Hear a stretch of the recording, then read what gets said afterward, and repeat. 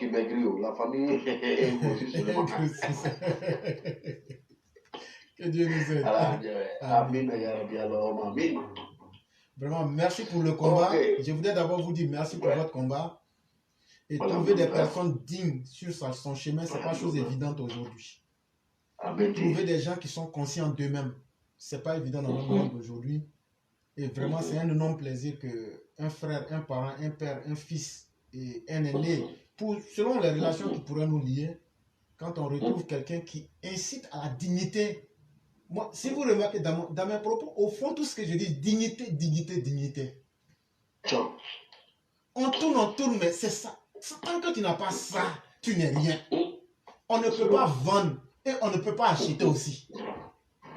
C'est pourquoi tout être humain doit être digne et lever la tête sur la vérité et pouvoir vraiment s'affirmer. Donc, je vous laisse la parole. Ok, salam alaikum, toute la famille et toute la classe. C'est votre frère Black Samurai, le gardien du temple, le parolier du Mandé du Bamana, le gardien de Bois Prado.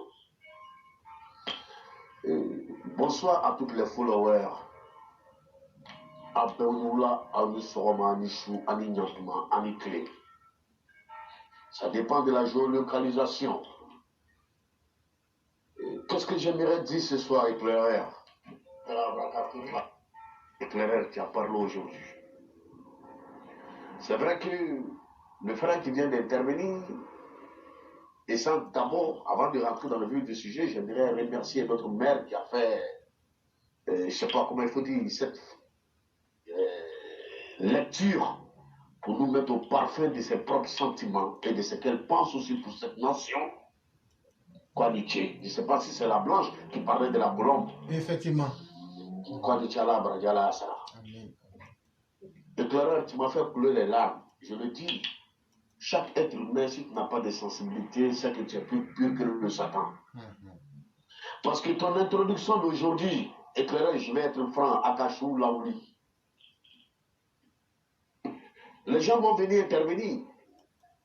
Mais ce que j'aimerais demander à la classe et à toute personne qui vous écoute, de prendre le temps, non seulement le thème, parce que très souvent nous pouvons proposer des thèmes, mais il y a quelque chose d'autre qui vient dans notre esprit, qui nous fait parler, qui n'a rien à voir même avec le thème ou le sujet du jour. Donc j'aimerais dire aux frères de prendre le temps très souvent de t'écouter comme il le faut. Éclairer tes propos d'aujourd'hui, surtout nous allons partir sur le sens de la justice. Éclairer tes paroles d'aujourd'hui à réveiller les combattants, ceux qui sont morts avant même comment on appelle, le RDR. Cette atrocité ne date pas du temps du RDR ou de la fondation du RDR. Cette atrocité date il y a des années et des années. Mais, aujourd'hui où nous sommes, nous les nordistes, je dis, j'assume mes propos, tu l'as dit, l'électorat du président de la République, notre cher père voit, Alassane Ouattara a quelques femmes, son électorat c'est les nordistes. Parce que le noir n'a pas encore compris qu'il faut voter quelqu'un même s'il n'est pas même de la même ethnie que toi, mais qui a des ambitions pour le développement du pays, qui a des ambitions pour des infrastructures sans distinction géographique même dans sa propre nation. Tant que l'ensemble des politiciens ou de l'opposition ne comprendra pas cela, ou que le peuple même qui va voter, qui est encore gangréné derrière l'opposition, ne va pas comprendre cela, nous allons toujours rester dans le néfaste et continuer toujours aussi d'abuser du népotisme. J'arrive. Éclairari Kachou Laoulibi, actuellement, que ce soit les FRC, que ce soit mon père qui ont subi, et tous se sont assis aujourd'hui, ils se sont réveillés, se sont assis dans les tombeaux. Je jure, tu ne sais pas ce que tu disais. Toi-même, tu ne sais pas. Et je sais qu'après, je te redemande d'aller regarder toi-même ta propre vidéo. Tu sauras que ce n'est pas toi-même qui parles. Tu parles de l'IDA. Éclaireur, Nous sommes devenus aujourd'hui comme des toiles d'araignée. Nous sommes devenus aujourd'hui comme des araignées. C'est l'araignée qui tisse sa toile. La toile d'araignée, l'araignée lui sert à quoi? À des choses. Lui sert comme maison, lui sert comme protection, lui sert comme une piège étalée afin de le nourrir aussi. Mais nous-mêmes, les nordistes aujourd'hui, il me semble que ce pouvoir, nous avons tissé notre propre toile. Et nous sommes auto-emprisonnés dans notre toile. Puisqu'il n'y a pas de justice. Puisqu'il n'y a pas de justice. Nous ne demandons à personne de venir nous donner ou bien de nous distribuer des miettes.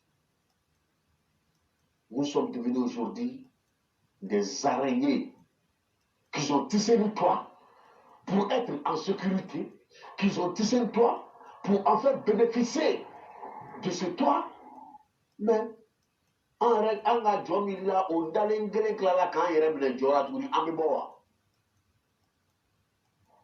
est-ce qu'on va s'en sortir? Question. Et comment nous pouvons nous en sortir? Il faut la justice. Il faut la justice. Éclaireur. C'est-à-dire que prenons l'exemple, laissons le Rwanda, prenons l'exemple dans le temps de l'apartheid de Sud-Afrique. La vraie commission, il faut le mettre en place. Nous ne sommes pas aussi des débiles pour dire qu'un noir va tomber très bas pour dire qu'il y aura des problèmes psychiatriques ou bien des problèmes, aidez-moi, parce que la langue française me fatigue très souvent. Aller en dépression, c'est très rare que le noir part en dépression. Les noirs qui partent en dépression, ce sont nous qui sommes en immigration, qui sont dans les pays européens. Le vrai Africain en Afrique qui n'est jamais sorti ne va jamais aller en dépression. C'est très rare. Ou bien Fabé doit aller. Dépression, t'as nous fait, mais qu'est-ce que mais aujourd'hui, regardons un peu.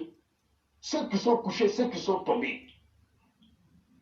Ils sont tombés pour quelle cause?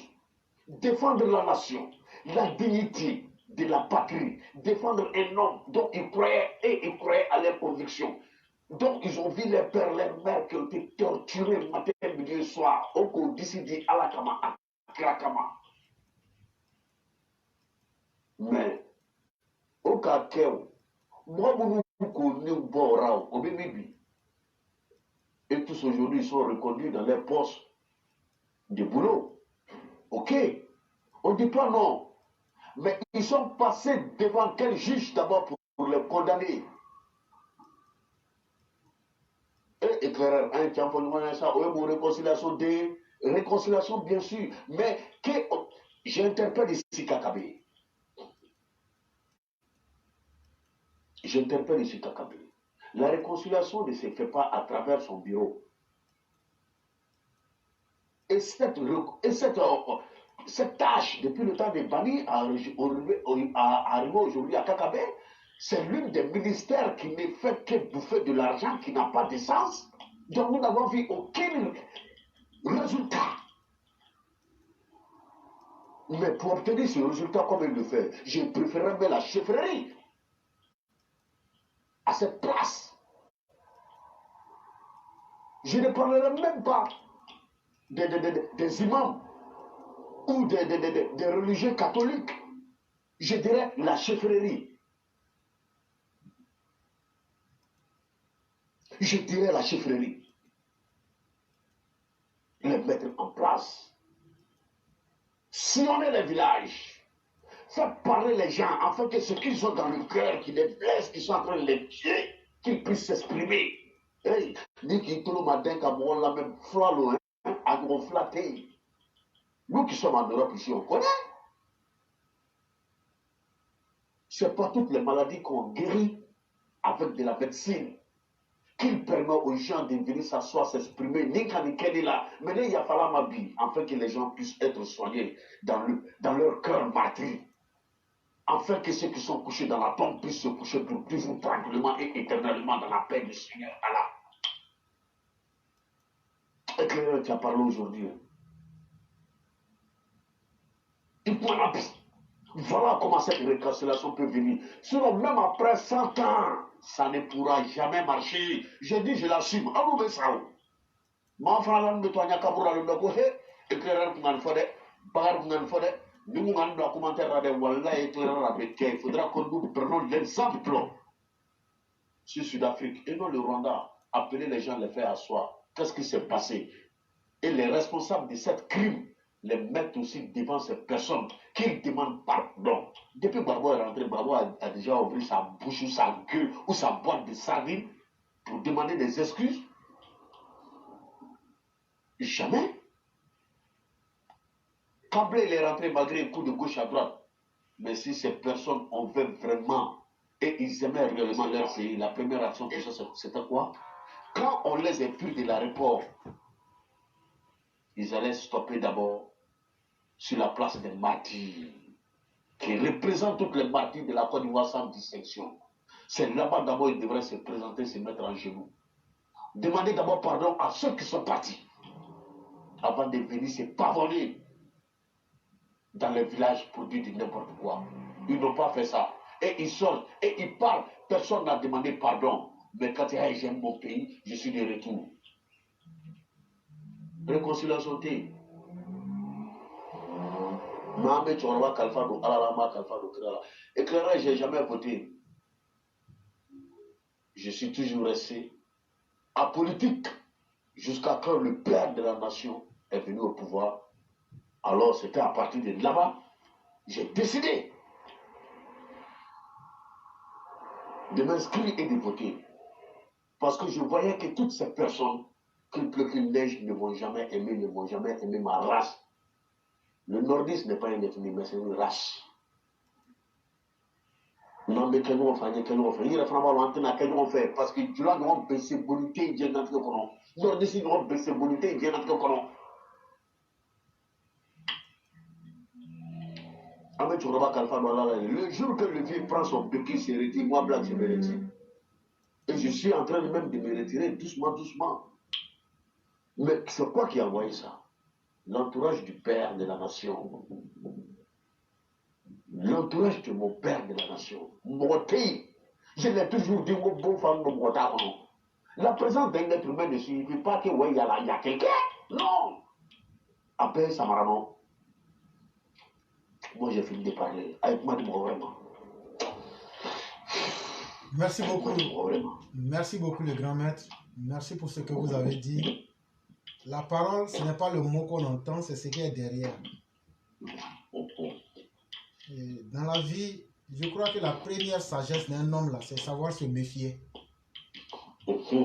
La première sagesse, là, il faut se méfier de tout. Il ne faut pas chercher à savoir ce qui est bon, ce qui est mauvais. Il faut te méfier de tout. Ça va te permettre de te connaître toi-même. Quand tu vas savoir qui tu es là, tu sauras ce qu'il faut faire. Moi, j'ai une crainte. Souvent, je ne sais pas, mais j'ai pris Dieu pour que ce qu'on voit là, j'ai pris Dieu pour que ça n'arrive pas. Parce que si ça doit arriver, les gens peut-être peuvent penser qu'on est des fous, mais bon, prions Dieu. Prions Dieu. Vraiment, merci beaucoup. Merci infiniment. Merci. Merci beaucoup. Prends un autre intervenant. Il n'y a pas de problème. Merci beaucoup.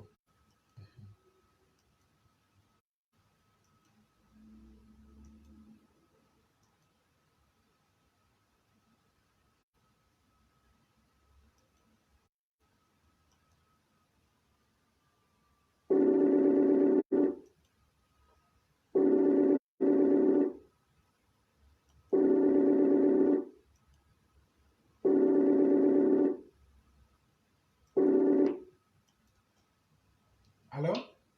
Allô? Bonsoir, Sundiata le Conquérant. Oui, bonsoir, cher frère Flora. Comment allez-vous? Oui, je vais très bien chez vous. Dieu merci, tout va très bien. Merci beaucoup. Vous avez la parole. Ce soir, je vais aborder un seul point à l'ordre du jour. c'est pour encore parler de nos opposants. Parce que de plus en plus, nous voyons venir subitement. Pourquoi, après avoir fait tant de tort aux innocents, on peut du jour au lendemain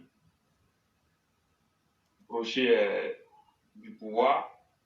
Pour nous autres, il est très clair qu'il y a anguille sous roche. Il y a quelque chose de pas clair qu'il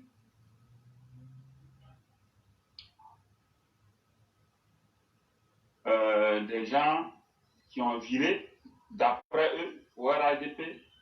Et si vous avez bien suivi, les rumeurs vont bon train, hein, qu'il y a un certain nombre de cadres du PDC RDA qui pourraient virer au RHDP.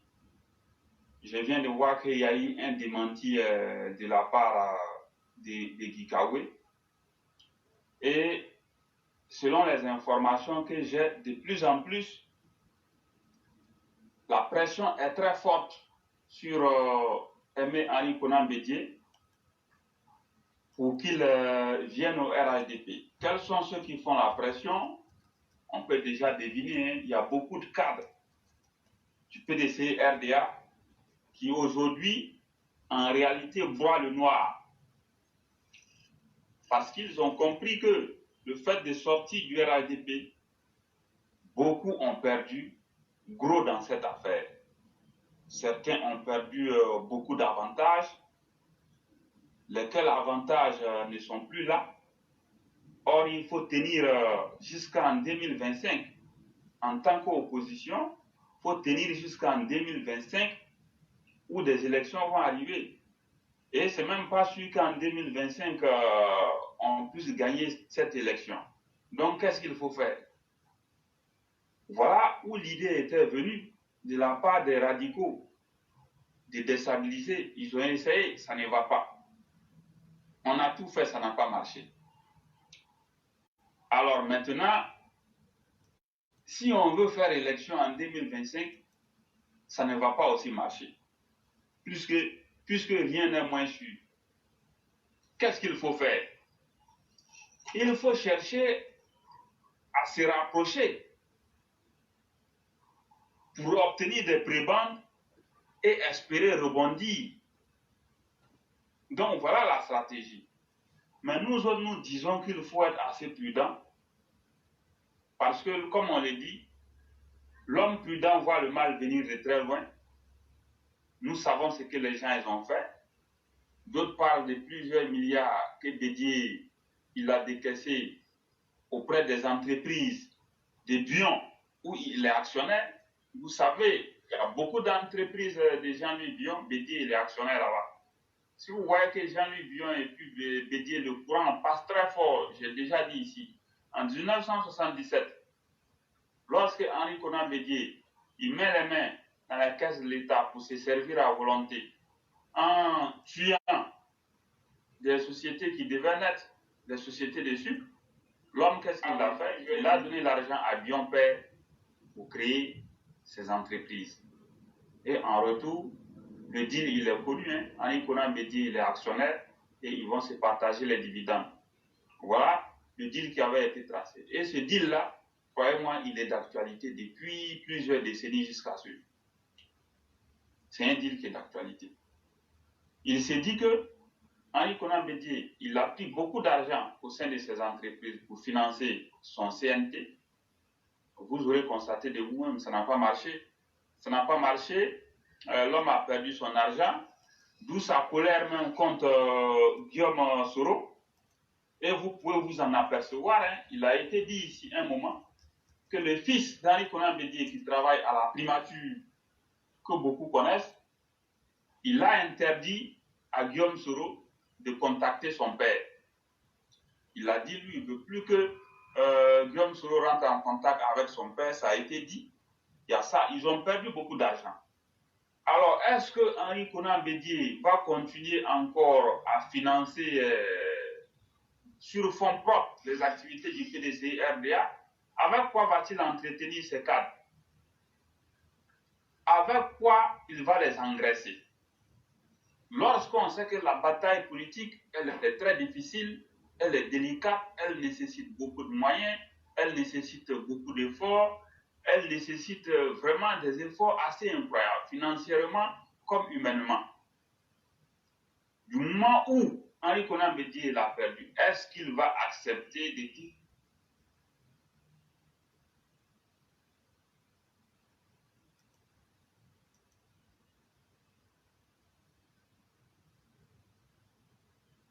toujours continuer à prendre son argent propre pour pouvoir financer les activités politiques? Est-ce que les enfants, leur père continue de prendre son argent? Est-ce que les enfants d'Henri Konan Bédié vont accepter que leur père continue de prendre son propre argent pour financer les PDC, RDA et entretenir les cadres? Donc, du coup, il y a problème. L'expression est connue de tous. En Côte d'Ivoire, comme on le dit, les gens, ils cherchent à manger. Du moment où, pour beaucoup d'entre eux, l'argent ne suffit jamais, ils vivent sans à l'heure, dans des villas de luxe, des voitures de luxe. Ils ont des maîtresses par-ci, par-là. Tout ça, on va entretenir avec quoi? La vache, elle est devenue maigre. Il n'y a plus de lait à obtenir de la vache. Qu'est-ce qu'on fait?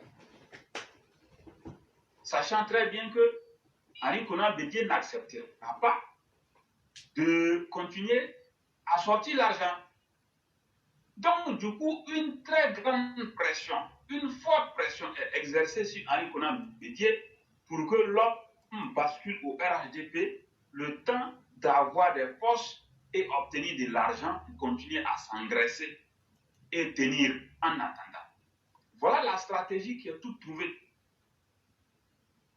Une très forte pression est exercée sur Henri Konan. Que va-t-il faire exactement dans les mois à venir? Sachant très bien que ces gens-là, ils ne peuvent rien sans l'argent. Parce que la réalité, c'est ça. Hein? Si pour beaucoup de militants comme nous, comme on nous a toujours dit, de militer par conviction, sans regarder dans les greniers, sans regarder l'argent, croyez-moi, pour beaucoup de ces barons du PDC, RDA et beaucoup de leurs militants, ce n'est pas du tout le cas. La situation, elle est difficile. La situation, elle est devenue intenable.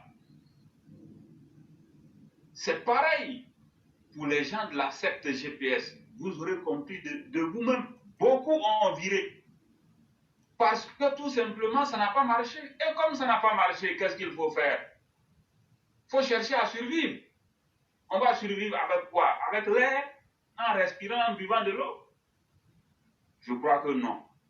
Donc vous aurez compris de vous-même. Beaucoup sont tenus par leur pensée. Ils ont tout simplement viré. Ils ont lâché Guillaume Zéro pour virer au RHDP. Donc c'est une histoire de sauve qui peut, comme je l'ai dit hier. Chacun renverse sa veste comme il peut pour pouvoir avoir de quoi manger et avancer. Parce qu'ils sont très conscients que cette galère-là, elle va laisser des séquelles. Donc voilà les enjeux aujourd'hui. Est-ce que Henri Konan Bédié va résister face à la tempête, face à la vague de défection? Est-ce qu'il résistera? Si oui, sur combien de temps? Que fera Henri Konan Bédié? Pour l'heure, nous constatons en tout cas que beaucoup ont faim. Et certains se sont signalés. Ils n'ont même pas eu besoin d'attendre que le coup d'envoi vienne du parti. Ils se sont signalés. Ils disent que bon, comme nous on vous parle depuis et puis vous ne comprenez pas, nous on est fatigués de votre affaire là. Donc chacun va prendre son destin en main. Donc beaucoup ont commencé à virer. Mais en venant, qu'est-ce qu'ils préparent en arrière-plan? Nous l'avons déjà dit. L'homme prudent, il voit le mal venir de très loin. Il faut que les uns et les autres soient suffisamment vigilants. Moi, je l'ai toujours dit, celui qui vient, c'est son problème. Hein? Comme on a dit, en politique, on ne chasse pas. Mais maintenant, ça dépend. C'est où vous les logez. Si vous partez les loger dans les chambres où vous dormez, il n'y a pas de problème. Tu as construit une grande maison. Au moment où tu faisais la fondation, tu n'as pas vu quelqu'un. Tu as monté la maison. Tu as mis la toiture. Tu as mis courant. Tu as mis de l'eau. Tu as commencé à dormir dedans. Maintenant, quelqu'un dit, ah, mon frère, ce mois-là, vraiment, ça ne va plus. Bon, je n'ai plus de toiture, ou bien ma maison est brûlée. Vraiment, pardon, trouve-moi un coin chez toi là-bas, je vais venir dormir. Maintenant, si toi, tu t'en vas le loger dans ta chambre conjugale, il n'y a pas de problème. Il n'y a pas de problème. Demain, quand il va prendre ta femme là, j'espère que tu ne vas pas venir te plaindre. Demain, s'il prend ta femme, ne viens pas nous dire que voilà, tel est mauvais, tel est comme ça, j'ai fait ceci, cela pour lui, et voilà en retour ce qu'il m'a fait. Donc, c'est sur cette note que je vais terminer. Je vous remercie beaucoup. Sundiata, merci infiniment. Parce que sur cette plateforme-là, on dira souvent certaines vérités qui peuvent certes choquer, mais nous sommes dans l'anticipation, nous sommes dans la prospection et nous sommes dans l'analyse critique. On ne fait pas ici dans la langue de bois, c'est ce que vous avez fait. Et je crois que ce qui se passe là aujourd'hui, on pourrait de façon simpliste dire non, il faut être avec tout le monde. Mais en réalité, on ne peut pas être avec tout le monde, puisque tout le monde ne sera jamais avec vous aussi. Effectivement. Mais si quelqu'un est avec vous, demandez-vous très bien qu'est-ce qui fait que la personne là vient vers moi. S'ils avaient quelque chose à perdre, ils ne seraient pas venus vers le RHDP. Et comme vous l'avez dit, c'est parce qu'ils ont tout à gagner aujourd'hui qu'ils sont là. Et s'ils sont là, avec quelle capacité de nuisance vont-ils le répartir un jour? Parce que moi, je l'ai dit, Dieu n'a jamais doté un être humain de deux cœurs pour pouvoir changer. Je ne dis pas qu'on ne peut pas faire des erreurs, mais virer d'idéologie en idéologie, ce n'est pas la marque des gens sérieux. Et moi, je n'aurai jamais de respect pour quelqu'un qui est un transfuge ou bien qui est un saisonnier politique. Je le dis et je l'assume, je n'aurai jamais de respect pour ces personnes. En tout cas, ce sont des saisonniers.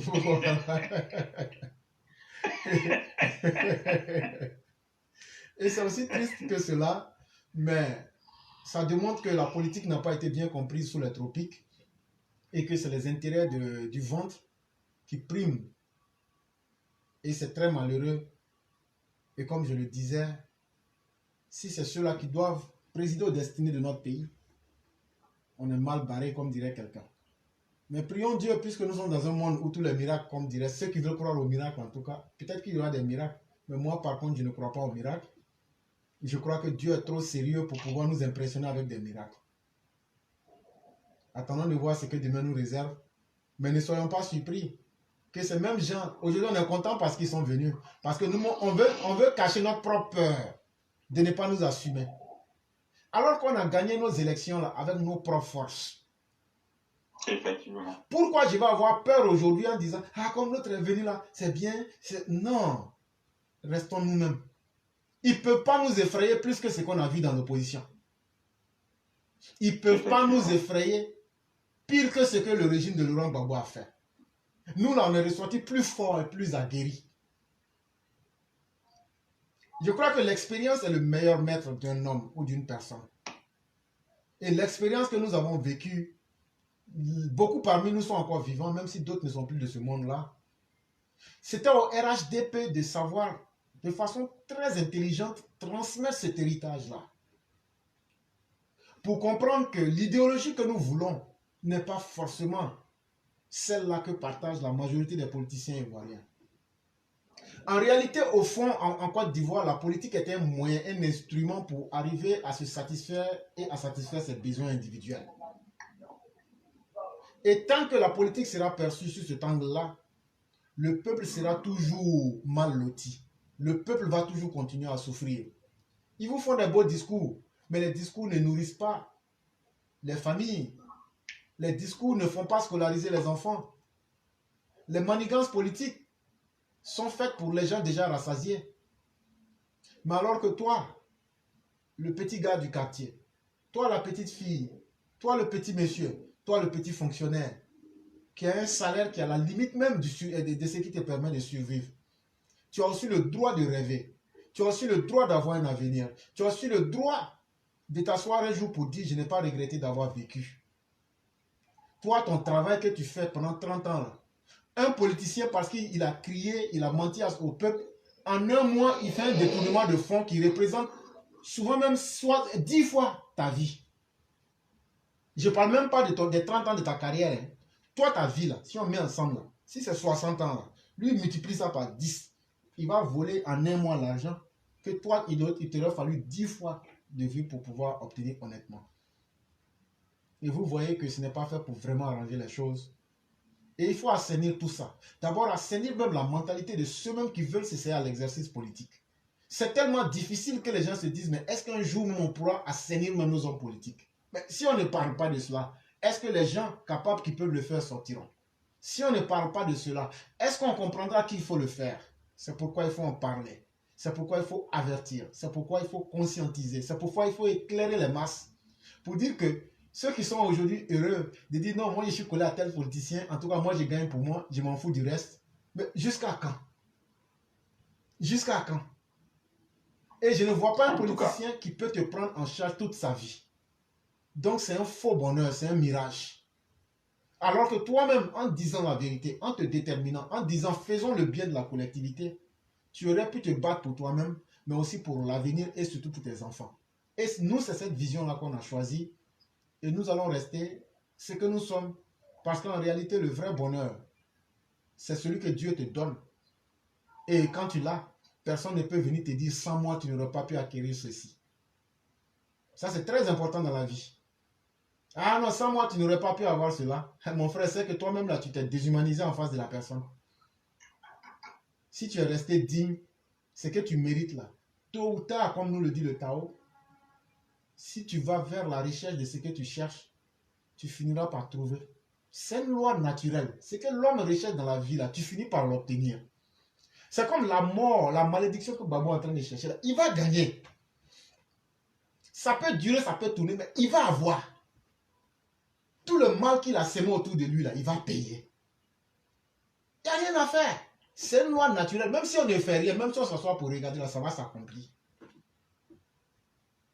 Et donc, vraiment, merci beaucoup. Souhaitons que les uns et les autres prennent de la bonne graine dans ce que nous disons et puissent d'abord eux-mêmes se construire moralement, intellectuellement pour devenir des gens droits et que aussi ceux qui sont contre ce que nous disons aient le courage de venir aussi nous démontrer que ce que nous disons n'est vraiment pas bon. Ça sera aussi chose intéressante.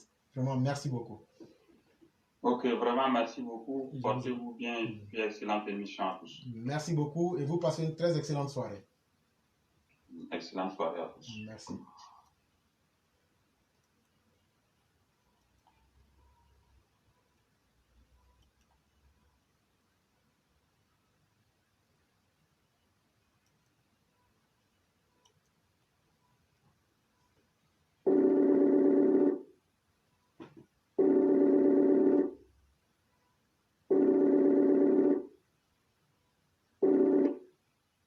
Allô? Allô? Bonsoir le digne, comment vas-tu? Bonsoir, frère, comment ça va? Ça va très bien chez toi-même? Ça va, par la grâce de Dieu. Merci pour la vidéo que tu viens de réaliser. Cher frère, c'est un plaisir du peuple. C'est un Tant que ça peut apporter quelque chose à l'éveil de conscience. Non, ça va apporter quelque chose parce que ça va permettre à nos parents de comprendre. Parce que voyez-vous, les gens vont leur dire, mais ah, vous n'êtes pas le peuple, vous êtes mauvais, pourquoi vous vous levez contre la décision?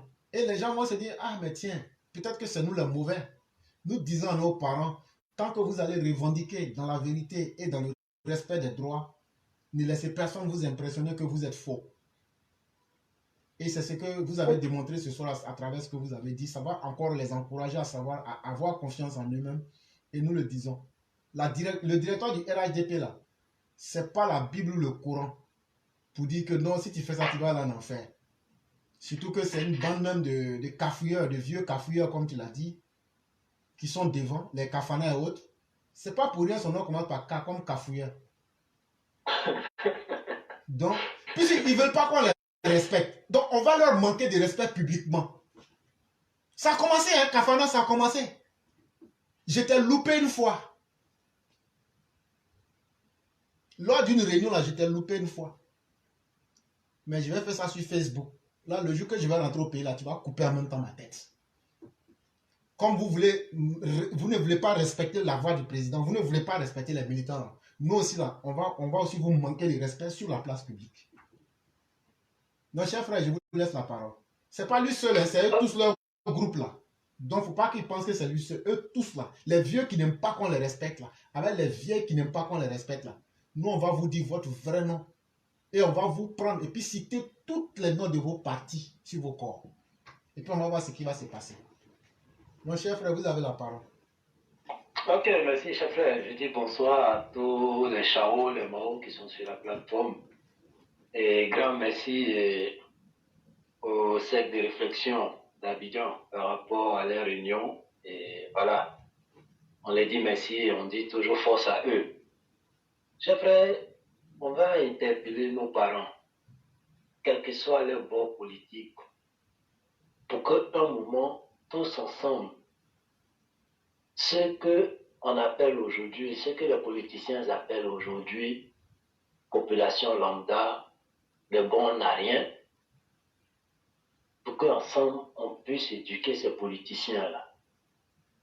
Et pour faire comprendre toujours au peuple que nous sommes les détenteurs du pouvoir. Et c'est nous qui prêtons ce pouvoir-là à travers les unes à quelqu'un pour pouvoir gérer le bien de tous. Parce que tant qu'on ne fait pas ça, ces politiciens-là, en tout cas la plupart, on a l'impression qu'ils ont le même père et même mère. Je ne peux pas comprendre que hier, on a dénoncé des choses sur la gouvernance de ceux qu'on a appelés des irresponsables. Et aujourd'hui, après ce combat-là, venir constater que ceux pour qui on s'est battu n'apprennent pas même du leader de ce parti. Mais au contraire, on a l'impression qu'ils ont plus appris sur le leader qu'on dénonçait hier, d'irresponsable. Parce que quand on voit les agissements de certains cadres aujourd'hui, qui n'est même pas le reflet de ce que nous, notre leader, a comme valeur, on se dit, mais ils sont de quel bord au juste? Les marmailles, la manipulation, le mépris du peuple, l'abrutissement de la jeunesse. On préfère les rendre à travers des sacs, on préfère les rendre en griot. Tout ce qu'on a dénoncé chez le boulanger hier, chez l'irresponsable hier, ça on assiste aujourd'hui. On les interpelle sur la justice qui allait éduquer ceux-mêmes qui ne veulent pas rentrer dans les rangs pour construire la nation ensemble. Mais il n'y a pas de justice. Parfois des projets qui sont bâclés. Voilà pourquoi on assiste même, ou bien on voit des ministres qui viennent en retard à un rendez-vous avec des investisseurs qui allaient venir faire travailler des centaines, voire même des milliers d'Ivoiriens à travers leurs investissements. Mais vu que c'est des investisseurs, donc l'argent ne va pas transiter par les ministères, mais ces investisseurs-là vont venir suivre leurs projets eux-mêmes et donner du travail aux Ivoiriens. Alors on s'en fout du sort des Ivoiriens. Parce qu'en ce moment, peut-être qu'on ne pourra pas détourner, donc on s'en fout. Mais si c'est peut-être un fonds qui devrait transiter par les ministères, ils n'allaient pas dormir la nuit. Voilà comment on essaie de sceller le sort des Ivoiriens parfois, parce qu'on s'en fout en vérité de ce peuple-là. Et on s'en fout d'honorer la promesse même que ce président-là a fait devant des milliers de personnes. Donc on peut bâcler ces projets, on peut saboter des investisseurs. Mais c'est quoi la différence entre eux et ce qu'on appelait hier les irresponsables? Hier, lorsqu'il y avait le Covid et que les gens tombaient comme des mouches, quand on a vu des gens, des anti-valeurs fêter leur anniversaire, mettre du bruit, c'est parce que ceux-là même disent dans leur jargon qu'ils ont pillé sur cailloux. Mais les cailloux là, c'est qui sont au-dessus de la République. Pour que ceux-là se permettent ça. Parce que hier, on a dénoncé d'autres. promotion de prostitution en achetant les RAV4 pour des petites filles, en ramenant les petites filles en Europe ici pour passer leur week-end. Mais aujourd'hui, ces personnes sans valeur qui osent même fêter parfois les anniversaires et faire du boucan pendant qu'on dit Covid. Chacun doit rester chez lui. Il y avait couvre-feu, mais ceux-là se sont permis parce qu'ils ont pied sur tel caillou. Et qui est l'image de ces cailloux? Et c'est pour ça qu'il y a des gens qui sont morts hier. C'est pour ça qu'il y a des gens qui ont bradé leur vie et affronté des tueurs. Et aujourd'hui, après l'intervention du frère Sundiata le Conquérant, chers frères ivoiriens, quel que soit votre bord politique, si ce que le frère dit se confirme, alors ils vous ont envoyé dans la rue hier en 2020. Vous venez aboutir à ça. Pour que tout le temps, sur nos vies, nous qui souffrons, et après ils nous oublient. Pas des vraies sociétés civiles qui vont porter plainte contre ces manipulateurs-là, contre ces marchands d'âmes, qui ne font que sacrifier notre vie. Et pendant ce temps, la vie de leurs enfants, je ne parle même pas des pauvres, mais les enfants qui ne sont jamais descendus dans la rue, qui ne font même pas des vidéos pour revendiquer ou bien pour faire quoi que ce soit. Et ils sont pris en charge avec l'argent de vous, les contribuables, qui considèrent comme des personnes de bons à rien. Les rentes viagères, on les a dénoncées. Mais les enfants ont fait quoi pour la République? Pour que ceux-là même soient pris encore en charge par les rentes viagères. Les femmes ont fait quoi pour la République? Ont dû faire combien de marches? Ont affronté quoi comme réalité? Au nom de l'équilibre, au nom du vivre ensemble. Mais ceux-là sont pris en charge avec l'argent de ceux qui sont considérés comme des bons à rien. Et pendant ce temps, nous, on doit continuer à s'entretuer. Pendant ce temps, des vieux amis qui s'attrapaient les mains pour aller à l'école, qui s'invitaient parfois au restaurant, au maquis, deviennent des ennemis au nom de quelqu'un qui n'a même pas un vrai programme pour vous proposer, qui ne s'inquiète même pas de votre lendemain meilleur. La pénurie des trucs denrées alimentaires qu'ils ont créés, est-ce que c'est les trucs, les militants du RHDP seulement qui avaient du mal par rapport à la cherté de la vie? Non. Je veux faire appel à ce peuple-là. Il y a une société civile qui vient de naître, qu'ils ont nommé le CRI. Et j'espère que ça sera le bannissement de l'éléphant qui est sur notre emblème.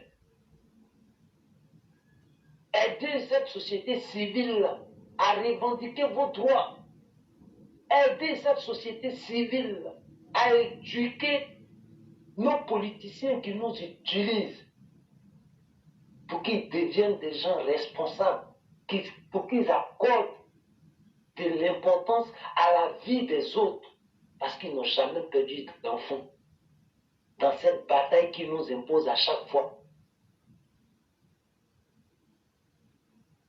Chers frères, je veux qu'on fasse une émission, ou bien sur le roi, en tant que communicant de cette société civile-là, qu'on puisse expliquer c'est quoi le rôle de la société civile. Pour que tous parents puissent se reconnaître dedans. Parce que société civile, c'est vrai, il y a un bureau, il aura des membres. Mais c'est nous, le peuple, qui sommes représentés à travers cette société civile-là, pour revendiquer nos droits et notre dignité. Chers frères, voici ce que je pouvais dire. La liste est longue, on va laisser les autres intervenir. Il n'y a pas de problème. Vraiment, merci beaucoup pour vos vérités interpellatives. Merci beaucoup pour ces conseils. Effectivement, le travail doit continuer. On va continuer à conscientiser les uns et les autres, à ouvrir les mentalités. Et comme vous l'avez dit, c'est à chacun aussi de nous de réfléchir. Chacun est capable de réfléchir. On ne pourra pas vous condamner pour cela. Et le minimum, lorsque tu réfléchis, il faut d'abord voir ce qui est bon pour toi, ce qui est bon pour tous. Ainsi, la société pourrait mieux aller. Espérons bien des lendemains meilleurs, que les gens prennent conscience et qu'ils ne troquent pas leur vie contre des promesses faites aux politiciens. Parce que celui qui meurt pour un politicien, tu es mort cadeau, comme dirait quelqu'un. Et ça, il faut qu'on le dise aux uns aux autres. C'est vraiment important. Vraiment, merci pour ton message. Merci pour ton courage et ta détermination. Cher frère, comme je dis, le merci te revient toujours. Et à toutes ces Mao-là qui nous soutiennent, et les Chao qui nous donnent de bons conseils, et les followers qui donnent vie à travers les partages et les likes à cette émission pour interpeller ceux qui n'ont pas encore compris. Effectivement. Je dis bonne soirée à tout le monde et bonne émission. Merci beaucoup et bien des choses à toi-même et à toute la famille. Ne manquez pas. Merci.